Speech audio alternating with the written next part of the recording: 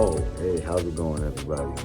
It's Michael Boy. I'm here with Read, Remember, Repeat, and we just want to let you guys know, we could be doing something selfish, things for ourselves, right? But we started a charity, and this is very unselfish on our part because what we want to do is give back to the kids, the youth, the orphanage, the homeless, the people that don't have those new ideas because they're stuck in a revolving door.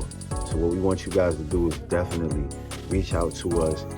This is the link right here. Help us save a life. Click the link in bio. Read, remember, repeat.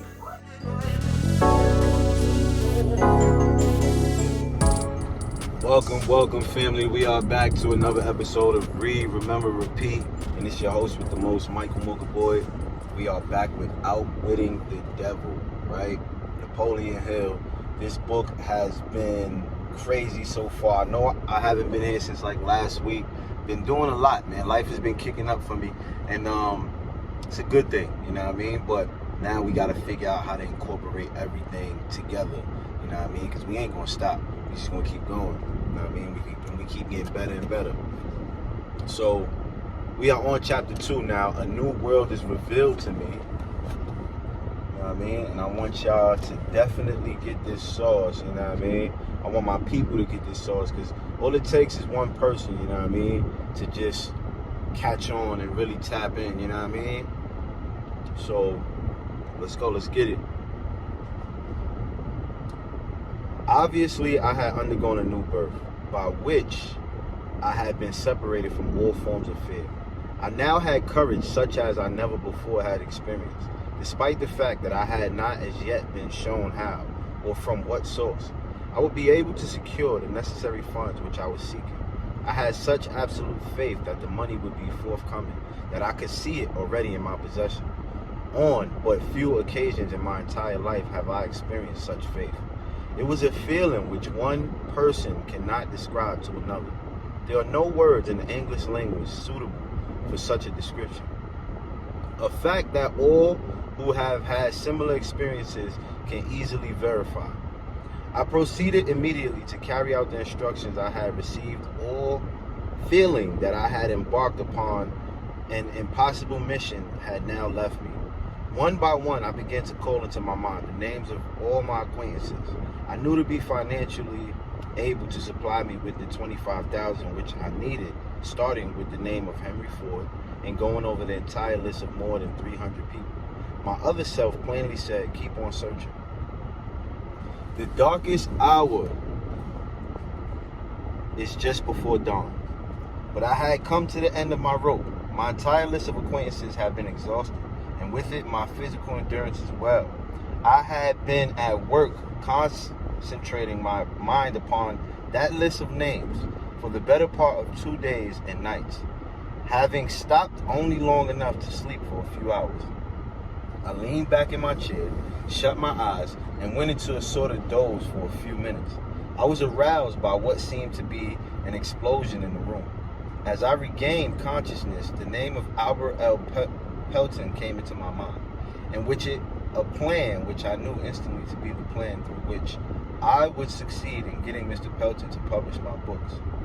I remembered Mr. Pelton only as an advertiser in the Golden Rule magazine, which I had formerly published. Hill's subconscious mind identified an acquaintance remembered only as an advertiser in Hill's magazine as a potential source of funding. You make an impression on everyone you meet, just as everyone you meet makes an impression on you. You never know when an acquaintance may become a business associate. There is great power in your network. I sent for a typewriter, addressed a letter to Mr. Pelton at Meriden, Connecticut, and described the plan just as it had been handed over to me. He answered by telegram, saying that he would be in Philadelphia to see me the following day. When he came, I showed him the original manuscripts of my philosophy and briefly explained what I believed its mission to be. He turned through the pages of the manuscripts for a few minutes and stopped suddenly and fixed his eyes on the wall for a few seconds and said, I will publish your books for you. The contract was drawn. A substantial advance payment on royalties was given me. The manuscripts were turned over to him, and he took them back to Meriden.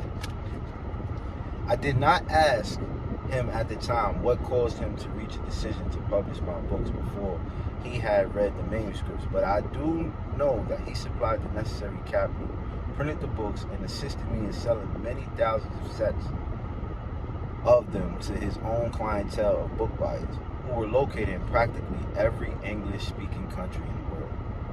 My other self makes good. 3 months from the day that Mr. Pelton called on me in Philadelphia, a completed set of my books was placed on the table in front of me, and my income from the sale of the books began to run high enough for all my needs.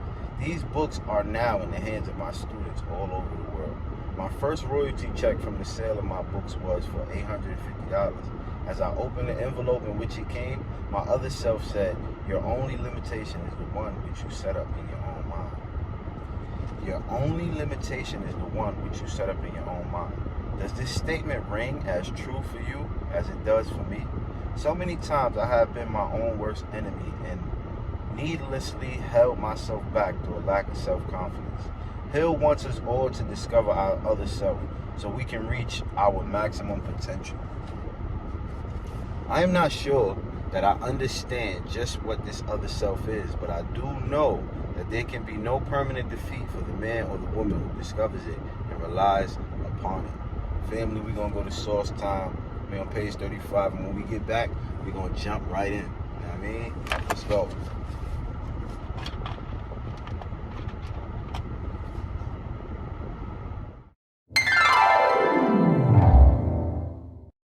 Good times create weak people. Weak people create bad times. Bad times create strong people. Strong people create good times. That's the history of the world over and over and over again. Good times create weak people. Weak people create bad times. Bad times create strong people. Strong people create good times. That's the history of the world over and over and over again. We are back, family. We are definitely back with Outwitting the Devil. You know what I mean? Tap in. Get some of this sauce. Read, remember, repeat. Read, remember, repeat. Read, remember, repeat. Let's go. The day after Mr. Pelton came to see me in Philadelphia, my other self presented me with an idea which solved me immediate financial problem. The idea flashed into my mind that automobile merchandising methods had to undergo a drastic change, and the future salesmen in this field would have to learn to sell automobiles instead of merely serving as buyers or used car trade-ins, as most of them were doing at the time. It also occurred to me that young men who had just finished college and who therefore knew nothing of the world, tricks of automobile merchandising would be the material out of which this new brand of salesman could best be developed. The idea was so distinct and impressive that I immediately called the sales manager of the General Motors Company on long-distance telephone and briefly explained my plan to him. He too was impressed by it and referred me to the West Philadelphia branch of the Buick Automobile Company, which was then owned and managed by Earl Powell. I went to see Mr. Powell, explained my plan to him, and he retrained me at once to train 15 carefully selected young college men through whom the plan was put into operation. My income from that retainer was more than enough to take care of all my expenses for the following 3 months until the returns from the sale of my books began to come in, including the cost of that expensive suite of rooms, over which I had at first been so concerned. My other self had not disappointed me. The money I needed was in my hands at the proper time, just as I had been assured the money would be. By this time, I had been convinced that my trip to Philadelphia was by no means a fool's mission, as my reason had indicated it would be before I left West Virginia. From that time right up to the very minute, everything I have needed has come to me, and this despite the fact that the whole world has recently passed through a period of economic depression, when the bare necessities of life have not always been available to all people. Sometimes, the arrival of the material things I needed has been a little late, but I can truthfully say that my other self has always met me at the crossroads when I have come to them, and indicated which path I should follow. The other self follows no precedents recognizes no limitations and always finds a way to accomplish desired ends. It may meet with temporary defeat, but not with permanent failure. I am as sure of the soundness of this statement as I am of the fact of being engaged in writing these lines. The other self may meet with temporary defeat, but not with permanent failure.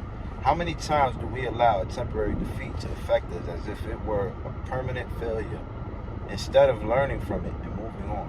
As Hill describes, he himself faced many setbacks along his journey, but each time he was able to find the seed of greater benefit and move on to greater successes. Meanwhile, I earnestly hope that some of the millions of men and women who have been wounded by the business depression and other unpleasant experiences will discover within themselves this strange entity which I have called my other self, and that the discovery will lead them, as it has led me, into a closer relationship with that source of power which surmounts obstacles and masters difficulties. Instead of being mastered by them, there is a great power to be discovered in your other self. Search sincerely and you will find it. Failure, a blessing in disguise. I have made another discovery as a result of this introduction to the other self, namely that there is a solution for every legitimate problem, no matter how difficult the problem may seem. I have also discovered that there comes with every experience of temporary defeat and every failure and every form of adversity the seed of an equivalent benefit. Mind you, I did not say the full-blown flower of success, but the seed from which that flower may be made to germinate and grow. I know of no exception to this rule. The seed of which I speak may not always be observed, but you may be sure it is there, in one form or another. I do not pretend to understand all about this strange force, which reduced me to poverty and want, and filled me with fear, and then gave me a new birth of faith, through which I have been privileged to extend help to tens of thousands who found themselves slipping. But I do know that such a force has come into my life, and that I am doing all I can to place others in communication with it. During my quarter century of research into the causes of success and failure, I have discovered many principles of truth, which have been helpful to me and to others. But nothing I have observed has impressed me more than the discovery that every great leader of the past, whose record I have examined, was beset by difficulties and met with temporary defeat before arriving. From Christ on down to Edison, the men who have achieved most have been those who met with the most stubborn forms of temporary defeat. This would seem to justify the conclusion that infinite intelligence has a plan or law by which it hurdles men over many obstacles before giving them the privilege of leadership or the opportunity to render useful service in a noteworthy fashion. Family, y'all already know what's going on. It's the end of the show today, and we'll see you guys tonight with the night show. Read, remember, repeat. Let's go. Let's get it going. Yeah, man. Enjoy your day.